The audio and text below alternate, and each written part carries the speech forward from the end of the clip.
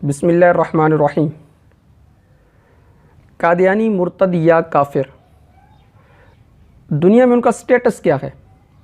تو مرزا جیلمی نے ان کا سٹیٹس دنیا میں بیان کرنے کے لیے 7 منٹ اور 39 سیکنڈ کا ایک کلپ ریکارڈ کروایا، جسے آپ یوں کہہ سکتے ہیں کہ ڈکے چھپے الفاظ کے اندر اس نے قادیانیوں کو سپورٹ بھی کی ہے اور قادیانیوں کا دفاع کرنے کی کوشش بھی کی ہے۔ میں نے تسلی کے ساتھ وہ 7 منٹ اور 39 سیکنڈ کا کلپ سنا ہے، اور سننے کے بعد جو میں نے اس کا خلاصہ جو وہ بیان کرنا چاہتا ہے وہ 5 نکات کی شکل میں نے لکھا ہے، اور وہ 5 نکات میں ترتیب کے ساتھ آپ کے سامنے رکھوں گا اور فیصلہ آپ نے کرنا ہے۔ سب سے پہلی بات جو اس نے بیان کی، اس نے کہا جی قادیانی یہ بھی اہل کتاب ہیں، کیونکہ یہ نبی اکرم صلی اللہ علیہ وسلم کو بھی مانتے ہیں اور قرآن کریم کو بھی مانتے ہیں، لہذا یہ ان اہل کتاب جو یہود و نصارہ ہیں ان سے بہتر ہیں، کیونکہ وہ نبی اکرم صلی اللہ علیہ وسلم کو بھی نہیں مانتے اور قرآن کریم کو بھی سرے سے نہیں مانتے۔ تو گویا کہ مرزا کی بات کا خلاصہ یہ نکلا کہ قادیانی اہل کتاب بھی ہیں، اور یہ ان اہل کتاب سے جو یہود و نصارہ ہیں ان سے بہتر ہیں۔ اس کی وجہ یہ بیان کی ہے کہ وہ نبی اکرم صلی اللہ علیہ وسلم اور قرآن کو نہیں مانتے، جبکہ قادیانی قرآن اور نبی اکرم صلی اللہ علیہ وسلم دونوں کو مانتے ہیں۔ آپ ذرا قادیانیوں کی طرف آ جائیں۔ قادیانی آپ کے نبی کو جھوٹا نہیں مانتے، وہ ان کو نبی مانتے ہیں، اس کے بعد انہوں نے ایک ڈھکوسلے پہ مبنی جھوٹی نبوت کلیم کر لی ہے۔ یہ ایک چیز ان کو یہود و نصارہ سے بہتر کر دیتی ہے۔ مقدمہ سمجھتے ہوئے یہاں تک پہنچے ہیں کہ ان کو اہل کتاب کی کیٹیگری میں ڈالنا چاہیے، ٹھیک ہے، اور بلکہ آپ اس کے ساتھ بھی ایگری ہیں کہ اہل کتاب سے بہتر والی کیٹیگری میں، چونکہ قرآن کو نبی علیہ السلام کو مانتے ہیں، اور ایک اور کفر انہوں نے کیا ہے۔ اب سب سے پہلے تو آپ یہ سمجھیں کہ اہل کتاب کسے کہا جاتا ہے۔ دیکھیں، ایک ہے میری اور آپ کی تحقیق، ایک ہے سلف صالحین نے قرآن کریم کو سمجھنے کے بعد جو چیزیں متعین کر دی ہیں۔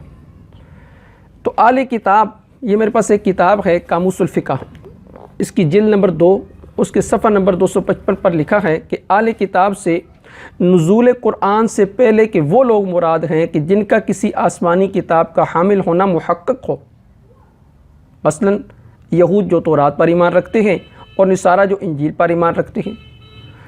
تو اس بات سے یہ بات سمجھ آ گئی کہ اہل کتاب انہیں کہا جائے گا جو آسمان سے نازل شدہ کسی سچی کتاب کو ماننے والے ہیں، انہیں اہل کتاب کہا جائے گا، اور قرآن کریم سے پہلے۔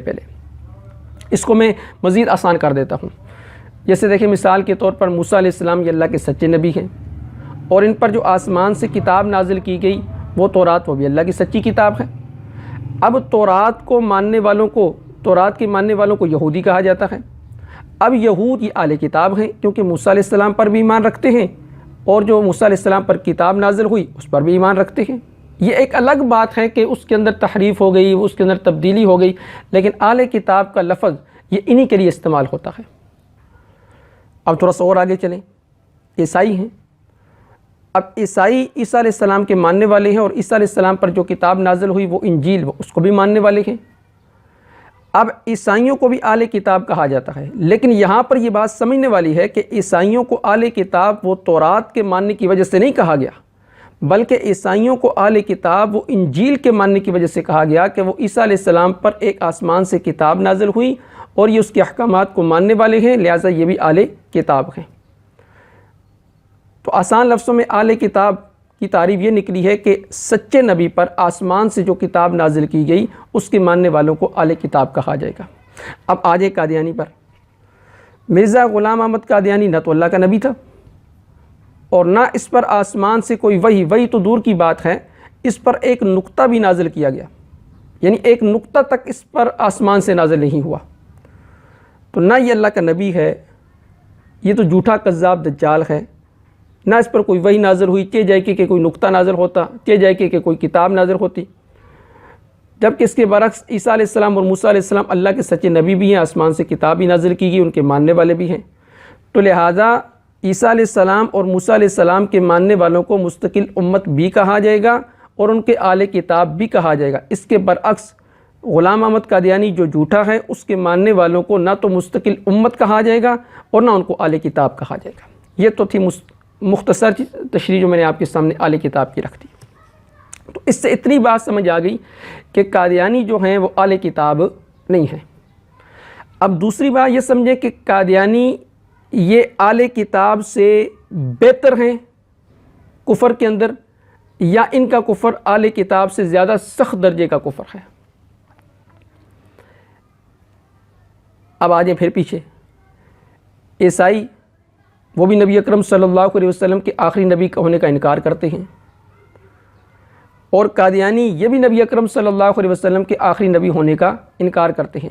یعنی نبی اکرم صلی اللہ علیہ وسلم کے آخری نبی ہونے کا انکار کرنے میں دونوں برابر ہیں، لیکن تھوڑا سا فرق ہے۔ عیسائی عیسیٰ علیہ السلام کو آخری نبی مانتے ہیں، اور جو قادیانی ہیں وہ اپنے مرزے کو آخری نبی مانتے ہیں۔ اب اگر ذات نبی پر آیا جائے تو عیسائیوں کے جو نبی تھے عیسیٰ علیہ السلام، وہ بہرحال وہ سچے نبی تھے، اور قادیانی جس کو نبی مانتے ہیں وہ تو جھوٹا نبی ہے۔ تو عیسائی جس کو آخری نبی مانتے ہیں وہ بہرحال سچے نبی تھے، اور قادیانی جس کو نبی مانتے ہیں آخری نبی مانتے ہیں وہ ہر حال میں جھوٹا نبی ہے۔ تو اب آپ خود فیصلہ کریں، آخری نبی کا انکار کرنے میں دونوں برابر، لیکن آخری نبی ماننے میں ایک سچے نبی کو آخری نبی مان رہا ہے اور دوسرا جھوٹے نبی کو آخری نبی مان رہا ہے، تو زیادہ سخت کفر کس کا ہوگا؟ جو سچے نبی کو آخری نبی مانے اس کا کفر زیادہ سخت ہوگا، یا جو جھوٹے نبی کو آخری نبی مانے اس کا کفر زیادہ سخت درجے کا ہوگا؟ تو قادیانیوں کا کفر یہ اہل کتاب کے کفر سے زیادہ سخت درجے کا کفر ہے، کیونکہ یہ ایک جھوٹے نبی کو آخری نبی مانتے ہیں۔ امید ہے کہ یہ بات آپ کو بڑی آسانی سے سمجھ آ گئی ہوگی۔ اب ذرا میں اس کی مزید تشریح کرتا ہوں۔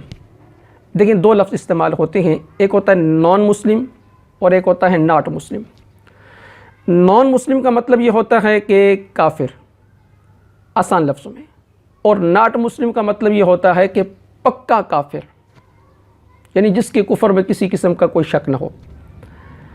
اب مرزا کہتا ہے کہ یہ جو مرزائی ہیں، قادیانی ہیں، ان کا کفر اہل کتاب کے کفر سے کم درجے کا ہے، یعنی یہ ان سے بہتر ہیں، جبکہ قادیانیوں کا خلیفہ کہتا ہے کہ 1973 کے آئین میں ہمیں نان مسلم نہیں بلکہ ناٹ مسلم لکھا گیا۔ For the purpose of law and constitution, وہاں الفاظ ہیں آپ کے لا کا، 74 کے لا کا، کہ these are declared non Muslim, not Muslims, non Muslim not Muslims. اور ناٹ مسلم کی تفصیل میں نے آپ کو بتا دی، ایک کو کہتے ہیں کافر اور دوسرا ہوتا ہے پکا کافر۔ تو گویا کہ قادیانی خود اس بات کو تسلیم کرتے ہیں کہ ہمیں کافر نہیں کہا گیا بلکہ پکا کافر کہا گیا ہے، جبکہ مرزا کہتا نہیں، ان کا کفر اہل کتاب کے کفر سے کم درجے کا، یہ ان سے بہتر ہیں۔ اب آپ فیصلہ خود کریں کہ وہ خود تسلیم کرتے ہیں کہ ہمیں پکا کافر کہا گیا، اور یہ کہتا جی نہیں، ان کا کفر ان کے کفر اہل کتاب کے کفر سے کم درجے کا اور یہ ان سے بہتر ہے۔ اب میں اسی بات کو قرآن کریم سے ثابت کرتا ہوں۔ دیکھیں، قرآن کریم میں دو طرح کی چیزیں ہیں، نمبر ایک کافر، نمبر دو منافق۔ اب کافر کسے کہتے ہیں؟ کافر کہتے ہیں جو کھلم کھلا نبی اکرم صلی اللہ علیہ وسلم کا بھی انکار کرے اور اللہ رب العزت کی ذات کا بھی انکار کرے، اسے کافر کہا جاتا ہے۔ یعنی نہ تو آپ کو مانے، نہ آپ پر نازل شدہ کتاب کو مانے، نہ آپ کی وحی کو مانے، کسی چیز کو نہ مانے، اسے کافر کہا جائے گا۔ اور منافق جو آپ کو بھی مانے، آپ کا کلمہ بھی پڑھے، آپ کے پیچھے نمازیں بھی پڑھے، قرآن کریم کی تلاوت بھی کرے اور آپ کے ساتھ جہاد کے اندر بھی شریک ہو، اسے منافق کہا جاتا ہے۔ اب ہم نے دیکھنا یہ ہے کہ قرآن کریم نے ان میں سے زیادہ سخت الفاظ کس کے لیے استعمال کی ہیں، ایک وہ جو کھلم کھلا کفر کرنے والا ہے اس کے لیے، یا جو ڈکے چھپے الفاظ کے اندر کفر کرنے والا ہے اس کے لیے۔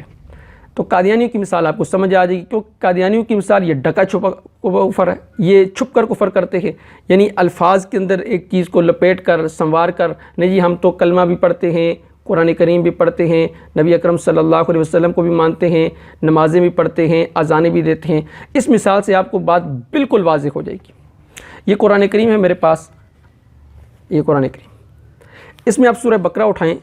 سورہ بقرہ میں منافقین کے لیے اللہ رب العزت نے الفاظ استعمال کیے، یخادعون اللہ والذین آمنوا، کہ یہ دھوکہ دیتے ہیں اللہ کو بھی اور یہ ایمان والوں کو بھی دھوکہ دیتے ہیں، نمبر ایک۔ پھر قرآن کریم نے ان کے لیے کہا کہ یہ دنیا کے اندر فساد کرنے والے ہیں، یہ بے شک ہے کہ ہم اصلاح کرنے والے ہیں۔ فرمایا اذا قیل لهم لا تفسدوا فی الارض قالوا انما نحن مصلحون الا انهم هم المفسدون، نہیں یہ فساد کرنے والے ہیں، قرآن کہہ رہا ہے۔ تیسرا قرآن کریم نے ان کے لیے کہا کہ یہ بے وقوف ہیں، الا انهم هم السفهاء ولكن لا يعلمون، یہ تو بے وقوف ہیں۔ پھر قرآن کریم نے سورۃ المنافقون کے اندر جا کر یہ 28ویں پارے میں اللہ رب العزت نے کہا کہ اذا جاءك المنافقون قالوا نشهد انك لرسول الله والله يعلم انك لرسول والله يشهد ان المنافقين لكاذبون، یہ جو منافق ہیں نا یہ پکے جھوٹے ہیں۔ پھر آگے چل کر کہا کہ عزت جو ہے نا وہ اللہ کے لیے، اس کے رسول کے لیے اور مومنین کے لیے ہے۔ تو اس کا مطلب ہے کہ عزت جب ان کے لیے ہوگی تو ذلت کن کے لیے ہوگی؟ منافقین کے لیے۔